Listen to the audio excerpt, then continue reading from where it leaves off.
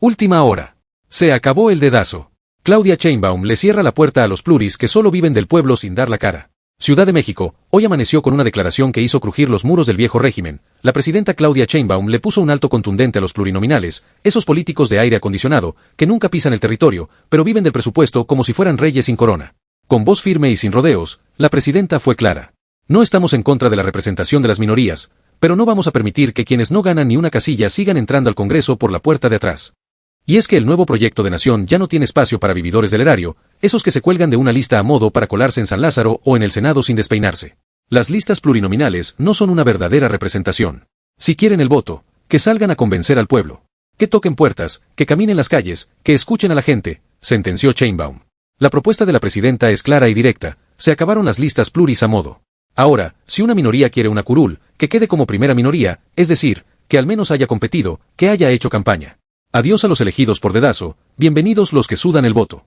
Y por si fuera poco, Sheinbaum cuestionó la doble moral de algunos consejeros y expresidentes del INE, que ahora se desgarran las vestiduras con la reforma electoral, pero cuando hubo fraudes y compra del voto en este país, calladitos se veían más bonitos. ¿Dónde estaban esos consejeros cuando se robaban elecciones? ¿Por qué no alzaron la voz cuando el pueblo era burlado una y otra vez? Cuestionó con contundencia.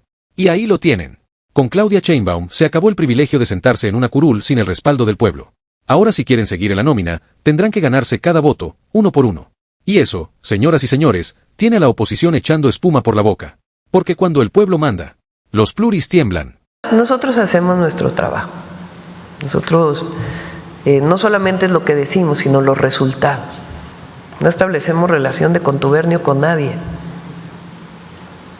El otro día mostramos los resultados anuales, a ver si los presentas, de los distintos sexenios, de la reducción de homicidios, para presentarlos nuevamente. Pues para que se vea que no es un asunto solamente de decir que no establecemos relaciones de contubernio, que estamos trabajando para pacificar el país y para que no haya violencia, que haya tranquilidad, que haya paz.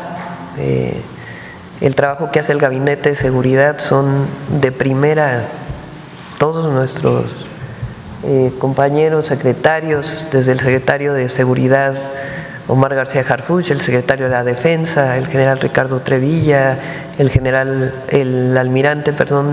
de Marina, el almirante Raimundo Morales, todo el Gabinete de Seguridad que trabaja permanentemente en coordinación con la Fiscalía. Vean ustedes las tendencias.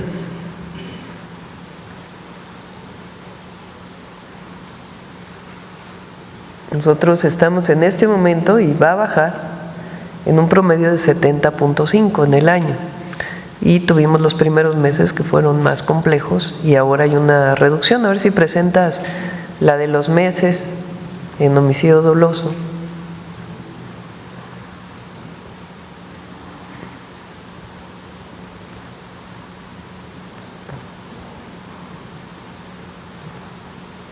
Y va a seguir bajando porque es una estrategia de seguridad que tiene 4 ejes, desde la atención a las causas hasta la coordinación, pasando por el fortalecimiento de la inteligencia y la investigación y la Guardia Nacional, y todo ello nos ayuda mucho para disminuir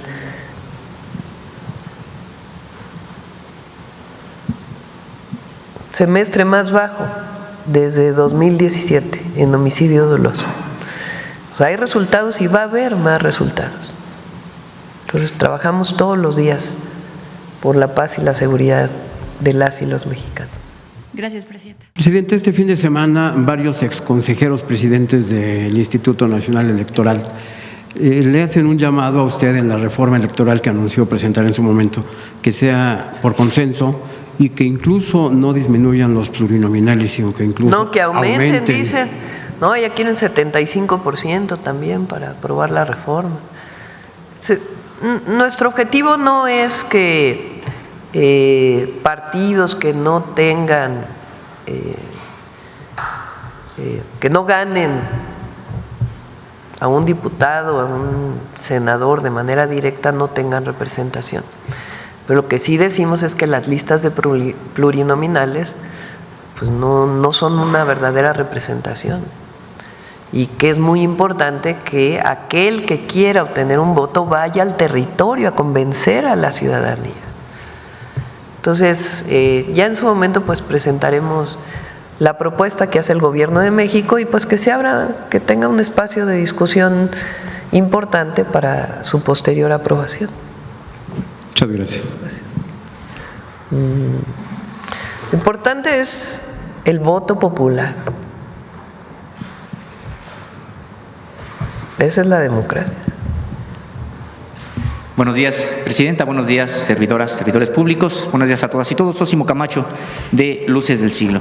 Presidenta, hace algunas semanas se conmemoró los 30 años de la masacre de Aguas Blancas. Una masacre que es hoy, que es presente, porque prácticamente se encuentra en la impunidad.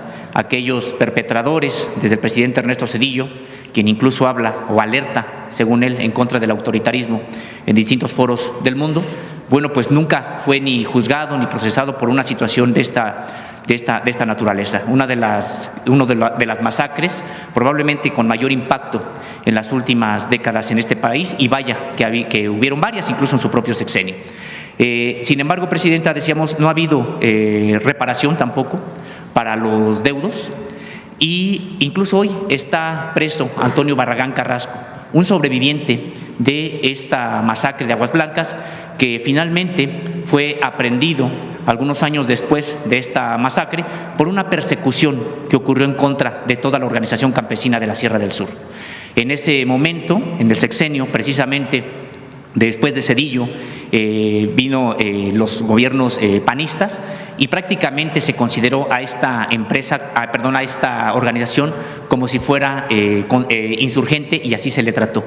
No solamente son los 17 masacrados, hubo después más de 20 asesinatos de esta organización, hubo decenas de aprehendidos que poco a poco fueron siendo liberados, 3 de ellos en el sexenio de Andrés Manuel López Obrador por este programa de preliberación y de amnistía. Sin embargo, el caso de Antonio Barragán Carrasco sigue prácticamente inamovible, está condenado por delitos que no cometió a más de 100 años de prisión, y no ha habido la manera de que sea liberado. Preguntarle primero, Presidenta, sobre este caso, si su gobierno se ha reunido con la Organización Campesina de la Sierra del Sur a propósito de estos 30 años, si hay la posibilidad de reabrir este caso de Aguas Blancas, y también si hay la posibilidad de que haya algún tipo de indulto desde el Poder Ejecutivo local para Antonio Barragán Carrasco, porque lo que nos comentan es que sería la única manera en que pudiera salir de este encierro injusto. Lo está viendo la Secretaría de Gobernación.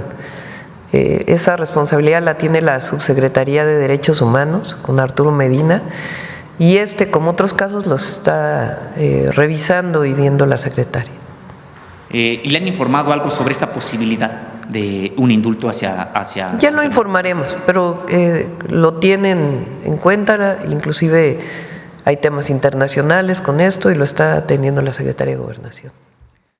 Gracias, Presidenta. Y en otro tema, bueno, ocurrió ya precisamente este proceso electoral para renovar el Poder Judicial, que por supuesto se trata de una oportunidad para que la ciudadanía, el pueblo mexicano, recuperen un poder judicial desde hace mucho tiempo pues copado por los grandes intereses, incluso transnacionales, y hay hoy otras expectativas precisamente para que haya justicia para todas y para todos.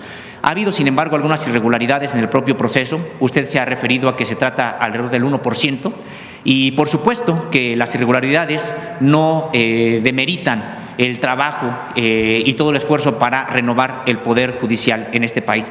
Sin embargo, Presidenta, quiero comentarle un caso de una persona que resultó con el triunfo para el Distrito 1 de Iztapalapa, de apellido Pacheco Torres, quien, no obstante que se le señaló de haber defendido a integrantes del crimen organizado, pues en términos generales eso no era lo más complicado. Lo complicado es que tiene antecedentes de haber cometido fraude procesal, incluso aceptando ella la comisión de este delito, llegando a un acuerdo reparatorio alternativo. Eso por un lado, y por otro también que incluso cuando defendió a este integrante de la delincuencia organizada, resulta que era servidora pública, algo que también va en contra de las leyes porque no se puede litigar en contra del Estado o alguna institución del Estado siendo servidor público y al mismo tiempo defendiendo a una persona que está litigando contra el Estado. Entonces, su opinión, Presidenta, sobre este caso y sobre otros casos precisamente que serían necesarios para sanear por completo este proceso electoral. ¿Conocen mi posición? Siempre dije que si había algún caso vinculado que se revisara por parte del Instituto Electoral y del Tribunal, previo a la elección. Finalmente ellos toman la decisión de no hacerlo incluso algunos los hacen después, ya que fue la elección. Y en este caso, pues que se revise en particular. Todavía falta la última determinación del tribunal, de la Sala Superior del Tribunal de la Federación. Presidente, y nada más como un recordatorio, yo le había comentado también en este espacio sobre la posibilidad de conocer las estadísticas de las asistencias de los gobernadores y gobernadoras a las mesas de seguridad. Había comentado que se presentarían precisamente en los informes correspondientes de seguridad, pero todavía ya los presentamos. Muchas gracias. Gracias, Presidenta. En otro tema quisiera preguntarle sobre esta nueva etapa de combate al huachicol, ahora enfocada al tema del contrabando y del huachicol fiscal. Si nos puede informar a funcionarios de qué instituciones están investigando en esta indagatoria, en estas redes que han estado vigilando y si ya tienen, digamos, en la mira funcionarios de qué nivel, si son federales, estatales o locales, que están involucrados. Es difícil informar, o más bien, no es difícil. No se puede informar cuando hay una investigación en proceso, pero que sepan que no vamos a proteger a nadie, eso sí. O sea, la investigación es a todos los niveles, a todos los niveles. Pero por lo menos, ¿de qué instituciones? Pues ya cuando se avance la investigación, por supuesto, se dará la información. ¿Por qué hasta ahora solo han caído, digamos, particulares? Ustedes saben que para poder detener a una persona, a veces se cree que detener a una persona es muy sencillo, un presunto delincuente, obviamente. Para eso tiene que haber una carpeta de investigación con pruebas. Tener todos los elementos de prueba para poder tener una carpeta de investigación y entregarla a un juez, esperando que un juez actúe conforme a derecho, pues lleva su tiempo. Entonces, las incautaciones que se han estado haciendo dan información y se sigue procesando esa información para poder tener todas las pruebas para que haya las detenciones de los presuntos responsables. Pero entonces, sí se puede decir que existen funcionarios involucrados en esta Hasta que no salga la investigación no podríamos dar más información. Okay. Gracias, Presidenta. En otro tema quisiera preguntarle sobre esta preocupación del sector de algunos industriales sobre un planteamiento del SENACE y de la CFE para que puedan reducir su consumo a cambio de no, digamos, verse afectados por los apagones cuando el sistema, digamos, rebase cierta capacidad. Se ha avanzado mucho en el aumento en la capacidad. Va a venir Comisión Federal de Electricidad, a ver si hoy mismo lo informan. Comisión Federal de Electricidad, todo el trabajo que se ha estado haciendo para tener un mayor margen de reserva, ha sido muy importante el trabajo que se ha hecho, tanto en generación, estas últimas plantas que hemos puesto en operación están ayudando, como en plantas de emergencia y otros esquemas que se han realizado desde que entramos al gobierno, además de trabajos de mantenimiento en la red de transmisión y distribución. Entonces, se ha avanzado mucho en eso. Hay que ver estas cartas que se están enviando, cuál es el objeto que tiene, puede ser que pudieran cambiar su horario para que en el pico de demanda no tengan la operación, sino que se trasladen a la parte base. Pero se ha trabajado mucho en Comisión Federal de Electricidad y van a seguir plantas de generación que iniciaron en el periodo del presidente López Obrador y que estamos ya por inaugurar, y todas las nuevas plantas ya salieron prácticamente las licitaciones que planeamos para este año. ¿Pero sí se está poniendo en esta disyuntiva a las empresas? No está en riesgo ni la producción, no está en riesgo. ¿Qué pasa a veces? Ya le iba a apuntar aquí. La demanda de energía eléctrica La demanda, ¿qué es? Pues los focos prendidos, todo el uso de la electricidad. Es mayor entre las 6 y las 9 de la noche. ¿Por qué? Pues porque justamente llega la noche y se prende la iluminación pública y hay mucho mayor demanda a esa hora. Eso pasa en todos los países del mundo, no solamente en México. Incluso desde hace, pues yo creo que como 20 años, la tarifa de electricidad de los industriales en ese horario es más cara que en la mañana. ¿Por qué? Pues porque se orienta a que en esa hora no tengan la producción más alta, sino en la mañana. Porque la electricidad se genera en el mismo momento que se demanda. Estas luces que vemos ahora, pues la demanda de energía, y en este mismo instante se está generando en las plantas de acuerdo a la demanda. Eso lo coordina el Centro Nacional de Control de Energía. Entonces, muchas veces lo que se hace es pedirle a las empresas: no produzcas tanto de 6 a 9, sino pásate mejor en la mañana, para que no tengamos tanta presión de 6 a 9 de la noche, en que todas las plantas tienen que funcionar al mismo tiempo. Esa puede ser una de las orientaciones, pero no está de ninguna manera, por razones de generación eléctrica, en riesgo la producción nacional, ni mucho menos. Y recuerden que además ahora, pues en el norte y en el sur del país, pues viene la época de mucho calor, de mayores temperaturas. Entonces los aires acondicionados pues también presionan sobre la demanda. Pero se está trabajando permanentemente. Ojalá hoy salga el comunicado de Comisión Federal de Electricidad y le pedimos a Emilia, su directora, y a Luz Helena que vengan para que puedan explicar con todo detalle lo que se ha hecho. Pero no es que en función de si aceptan o no cambiar sus horarios… No, para nada. ¿Entran o salen de una lista de apagones? No, para nada. No, en todo caso las demandas específicas en ciertos lugares que se pide su colaboración para cambiar los horarios, pero no tiene nada que ver con un riesgo de la producción o una sanción o un castigo. Nada. Y Presidenta, solo una precisión sobre una pregunta que le hacían sobre este pronunciamiento de exconsejeros del INE sobre la reforma. Ellos lo que están planteando es que la reforma pudiera salir por consenso, dando a entender que no se apruebe por mayoría, ¿no?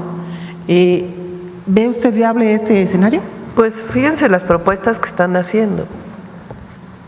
O sea, que haya el doble de plurinominales, pues hay que preguntarle a la gente qué opina de eso. De que haya el doble de plurinominales de los que hay ahora. Entonces, México es una democracia. Hay veces que estamos de acuerdo y hay veces que no estamos de acuerdo. Y se permite a todos participar, dialogar, pero nosotros no estamos de acuerdo en que se suba al doble a los plurinominales. Pues justamente lo que estamos planteando es que estas listas de plurinominales pues no son precisamente un buen ejemplo de lo que ha ocurrido en nuestro país. Entonces, que hay minorías que deben tener participación en el Congreso, por supuesto, pero sí es muy importante pues la esencia del voto popular. Gracias. Por cierto, nunca dijeron nada cuando el fraude electoral del 2006 o cuando la compra del voto del 2012, ni en el 88.